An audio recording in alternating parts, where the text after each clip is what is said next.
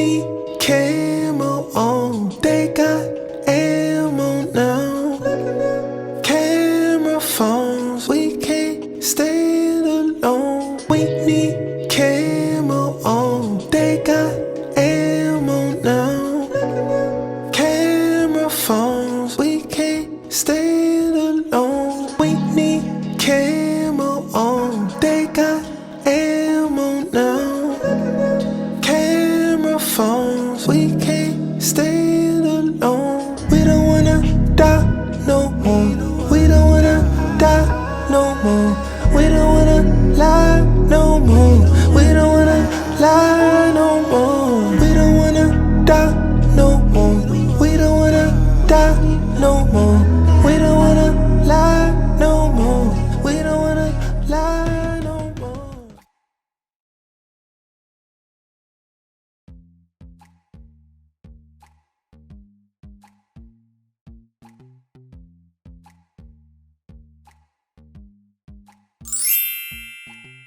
Hey guys, and welcome back to my channel. If you're new here, my name is Nasha and I make college or lifestyle related content. And I took a short break from YouTube in light of the current situation, everything going on, but I am definitely back. I'm ready to speak out on this platform. And as you can tell by the title of this video, today we'll be talking about the Black Lives Matter movement and how Black culture has influenced the fashion and beauty industries over the years. The proceeds of this video for the next 2 weeks will be donated to the Black Lives Matter movement and some of the organizations that I've currently been donating to. So make sure you share this video with your friends, families, watch the ads, and we will try to raise as much money as possible for the Black Lives Matter movement and like the Atlanta Solidarity Fund, helping out protesters, just supporting the families, the funeral costs, literally all of that. So make sure to like, comment, and subscribe. Watch this video all the way through so we can make as much money as possible and share it with your friends. So I wanted to speak on the Black Lives Matter movement and the injustices that we've been not even been facing for the past week, but literally been facing for almost a decade. So I don't know if you guys are aware or if you know, but the Black Lives Matter movement is not something that's new. It's definitely been going on for a very long time, starting, well, my earliest recollection of it was with the death of Trayvon Martin back in 2012, I think. It was literally 8 years ago that this started, and it's just gotten worse since then. So obviously what we've been doing isn't working. The peacefulness, the trying to get along with everybody, it's not working, and here we are today. So police brutality and systemic racism and all of these issues that are just coming to light and subtly being talked about by everybody is not new. Something's got to give, and that's why everybody is reacting the way we're reacting, and everybody's getting involved, because it's not just a race issue. It's not a black versus white. It's not people of color versus non-people of color. It's a everybody versus wrong issue. If you can't see what these cops, what your president is doing wrong, it's an issue. It's definitely an issue, and it needs to be spoken about. We're not just fighting for the murderers of George Floyd or the murderers of Breonna Taylor or the murderers of all of the recent and older cases of people who have died. We're not just fighting for those people to be convicted, to be charged, to be put in jail, to be punished in any type of way, to be fired from their jobs. We're not just fighting for that. We are, of course, fighting for justice for all of these people, but we're also fighting for change in America, and just change within the police state, change within the government, change within legislation, and just ensuring that these things don't happen again. So this is not just a fight for one thing and then it's over and then we're moving on with our lives. This is literally going to be a continuous fight that's going to happen for a very long time until something gives. And at this point, enough is enough. So people are taking to violence, people are taking to riots, and there are definitely ways that you and I and like people who aren't going out and making the laws, and people who don't even have huge platforms, we still have our duty to do as people, as students, as family members, as friends, part of a community, as allies. It literally, whatever you are, doesn't matter what color, doesn't matter what gender, doesn't matter anything. This is all of us versus an issue. Like, this should not be a divisive thing. Like, we're literally all should be going against this one thing, which is systemic racism and police brutality, and just honestly an abuse of power in America and across the world. So there are a lot of things that you can be doing to get active, aside from just posting a hashtag, posting a black screen. Like, all of that is good, fun, very performative, but we need to actually get down, get dirty, and sign, donate, call, email, literally so many things. So I'm gonna put resources in the description, and I'll also talk about a few here. So here are 4 ways that you can get involved in the Black Lives Matter movement, even if you are not black, even if you are not wealthy, even if you are not active. Like, even if you don't want to go outside, you can do all these things from the inside of your home, and it's honestly so easy. One, I think if you're over the age of 18, you are a US citizen, you should register to vote, and you should use your voting privileges to try and invoke some real change within the governmental system that you have locally as well as nationally. Obviously, we have a leader. No, we don't have a leader. Obviously, we have a person in place who should be leading us, who should be helping out, who should be providing resources and support, and is not doing that. I'm not even going to speak on him, but basically don't just vote in the general presidential election, but also vote in your local elections so you can get people who are actually representative of what you believe in, or close to representative of what you believe in, and can kind of be a real representative rather than just not voting and getting whoever the heck in office. Just make sure you know who's representing you, what their views on certain issues are, and just making sure that you are exercising your right as full as possible, because some people would fight for the right to vote. And in the past, our ancestors did fight for the right to vote, so I think you should just use that wisely. Even if you think voting doesn't matter, your one vote doesn't count, I promise you it does. Also, I hope you guys have been doing this already. I've definitely been taking part in signing petitions. I'm donating as much as possible. I will leave a bunch of links down below of petitions you can sign, organizations you can donate to. And even if you don't have money, there's been a bunch of YouTube links going around where people have set up videos, hour-long videos with a bunch of ads, and you can just watch it, and that revenue will go towards donations to organizations. So you literally won't spend any money, and you literally don't even have to watch the video. You can just have it playing in the background of whatever you're doing, and you're still contributing to the cause. Third, I think you should either, well, I don't think, but you can either protest or you can support protesters by like donating. If you are going out to protest, please be safe. There's been a bunch of information circulating about ways you can be safe: wear a face mask, cover up, and just stay aware. But also, if you can't go out and protest, if your parents won't let you, if you don't think it's safe, if you're high risk for coronavirus, literally any of that, there's still ways to support protesters and just help people out from afar. And lastly, this is something I'm still working on, collecting a list of Black-owned businesses. During this surge of activism and social media posting and everything, you see these brands who pretend to care, who posted a black screen, who never post black people but started to post black people on Tuesday or Wednesday or whatever, to show that they care about the movement, just so they don't lose black supporters. I definitely think we should start supporting Black-owned businesses more, and this is something I've been trying to do for a while, but it's definitely prominent now that we need to support people who are for us and not people who are against us or just using us for money, for support. Working on compiling a list of businesses, companies, literally fashion, beauty, finance, education, literally anything. There's a Black-owned business for it, so we are going to start putting we need to start putting our resources, our time, and our support in these Black-owned businesses, and not just putting it in these popular Fashion Nova, Chinese-owned, Zaffle, Pretty Little Thing, Boohoo. Like, those are good, those are great, they made donations, but Black-owned businesses need our support right now and always. So basically, I just encourage you guys to stay active. We're all in this together, and we're all trying to generate this change, but it's not going to work if we all end up just fighting for one thing and then giving up. So this is a continuous fight, definitely, and we just need to continue to be there for each other. But also, if this is overwhelming, if this sorry, the lighting's going out, if social media has been very overwhelming, very mentally exhausting, make sure to take breaks and take care of yourself mentally and physically, and just hang in there.